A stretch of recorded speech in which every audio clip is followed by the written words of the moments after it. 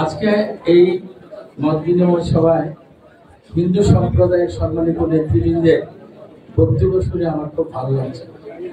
এই জন্য যে তারা বক্তব্যে একটি কথা প্রকাশ করেছেন যে পূর্বের চাইতে বেশি আনন্দ উৎসাহের সাথে নিরাপত্তার সাথে এবার তারা প্রস্তুতি নিয়েছেন পূজা পালন করার জন্য। এটা আমার কাছে খুব ভালো লেগেছে। এই ক্ষেত্রে আমি মাত্র 2 মিনিট কথা বলবো, একেবারে 2 মিনিট।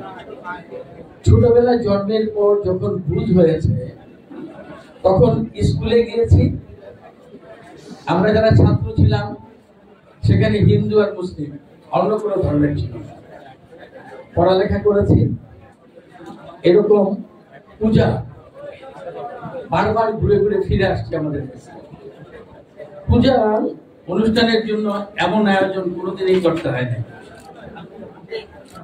স্বাচ্ছন্দ্যে পূজা হয়েছে।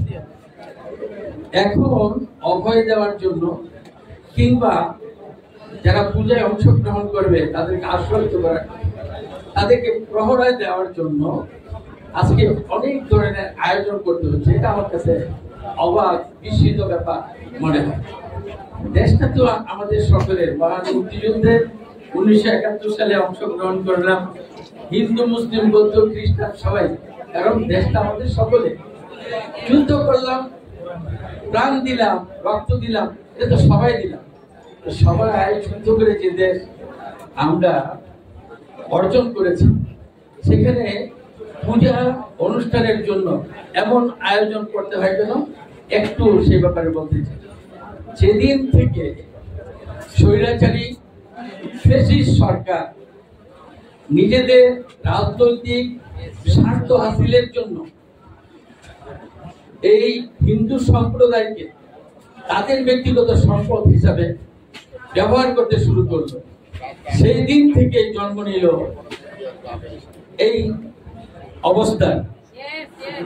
এই বিভেদ বিরোধ সৃষ্টি করেছে যারা, তাদের সময় আপনারা যারা ছিলেন হিন্দু সম্প্রদায়ের, নিশ্চয়ই খুব ভালোভাবে বলতে পারেন নাই যে স্বাভাবিকভাবে আপনারা পূজা উদযাপন করেন। আজকে যেভাবে বলতে পেরেছেন আপনারা, আজকে বলতে পারছেন, কিন্তু আমরা কিন্তু বলতে পারছি না। আমরা খুব ভীত, সন্ত্রস্ত, শঙ্কিত অবস্থায় আছি। এজন্য অতীত স্বৈরাচার এই হিন্দু সম্প্রদায়কে ব্যবহার করে হিন্দু সম্প্রদায়ের অনুষ্ঠানে আঘাত এনে, ধর্মীয় উপাসনালয়ে আঘাত এনে তাদের স্বার্থকে, শুধু রাজনৈতিক স্বার্থকে চরিতার্থ করার জন্য চেষ্টা করেছে। আর দোষটা চাপানোর চেষ্টা করেছে যারা তাদের প্রতিপক্ষে, আমরা বিরোধী ছিলাম, আমাদের উপর। আজকে আপনারা নির্দ্বিধা নিঃসংকোচে পূজা উদযাপন করবেন, কিন্তু আমরা কিন্তু ভীত, আমরা ভয়ভীত। এই জন্য এই পূজা নিয়ে, এই হিন্দু সম্প্রদায়কে দিয়ে তারা অনেকদিন রাজনীতি করেছে। অতীত স্বৈরাচার এখন ষড়যন্ত্র করে যে কোনো ঘটনা করবে না, আর সেই ঘটনার দায়ভার অন্যের উপর ফেলবে না, এটা তো বলা যাচ্ছে। সেই জন্য আমরা ভয়ভীত, আমরা ভীত। কিন্তু আপনারা ভীত হওয়ার কোনো কারণ নাই, কারণ আজকে আপনারা সম্পূর্ণ নিরাপদ। কারণ আপনাদের ব্যবহার করার জন্য আমরা রাজনীতিবিদরা আসি নাই, আপনাদেরকে ব্যবহার করব না। আপনারা এই দেশের নাগরিক, যাকে ইচ্ছা তাকে পছন্দ করবেন, ভোটে আপনারা ভোট দিবেন, এটা আপনাদের অধিকার, গণতান্ত্রিক অধিকার। এই অধিকারকে সম্মান করে বিএনপি, শহীদ প্রেসিডেন্ট জিয়াউর রহমান এই বিএনপি প্রতিষ্ঠা করে বিএনপির নেতা কর্মীদের একটা আদর্শ উপহার দিয়ে গেছে। সেটা হলো দেশপ্রেম আর দেশের মানুষের কল্যাণে কাজ করা। সেখানে ধর্ম বর্ণন্ত নাই, সকলের জন্য, আমরা সকলের জন্য কাজ করি। কিন্তু আমি বিনীতভাবে আপনাদের কাছে একটা অনুরোধ করি, কারণ আপনাদের সাথে আমার এত গভীর সম্পর্ক এবং এত সম্মান করি, আমি এটা মুখে ভাষায় বলতে চাই না। আমি শুধু অনুরোধ করব, আপনারা কেউ কোনো দলের ব্যবহৃত হবেন, কোন দলের নির্দিষ্ট ব্যক্তি হিসেবে চিহ্নিত হবেন না। যদি চিহ্নিত হন, যতদিন বাংলাদেশ থাকবে ততদিন পূজা পার্বণে এরকম সভা করতে হবে। আর যদি সেটা না করেন, আমাদের ছোটবেলা যে পূজা দেখেছে সেই পূজায় আপনারা ফিরে যেতে পারবেন। পছন্দ করবেন আপনারা, কোনটায় থাকতে চান এটা আপনাদের। আজকে স্বৈরাচার ফ্যাসিস্ট পতনের পর পালিয়ে গেছে। এখন বিএনপি আমরা যারা করি, আমাদের নেতা, দেশনেতা তারেক রহমান আমাদের ভারপ্রাপ্ত চেয়ারম্যান আজকে আমাদেরকে নির্দেশনা দিয়েছেন। সেই নির্দেশের কথা আমাদের সম্মানিত প্রধান অতিথি, প্রধান বক্তা বলবেন।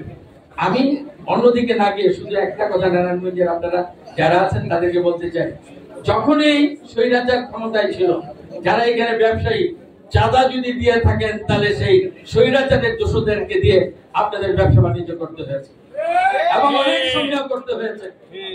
আর আমরা যখন থাকি চাঁদা দিতে হয় না। আপনারা কে কোন ব্যবসা করেন কোনোদিন ফোন করে জিজ্ঞাসাও করি না, এত নিরাপত্তার সাথে থাকি। কাজে আপনাদের মধ্যে ওই চেতনা থাকতে হবে, কাদের সময় আপনারা নিরাপদ আর কাদের সময় আপনারা নিরাপদ না, কারা রাজনৈতিক ভাবে আপনাদেরকে ব্যবহার করে, কারা রাজনৈতিক ভাবে ব্যবহার করে না।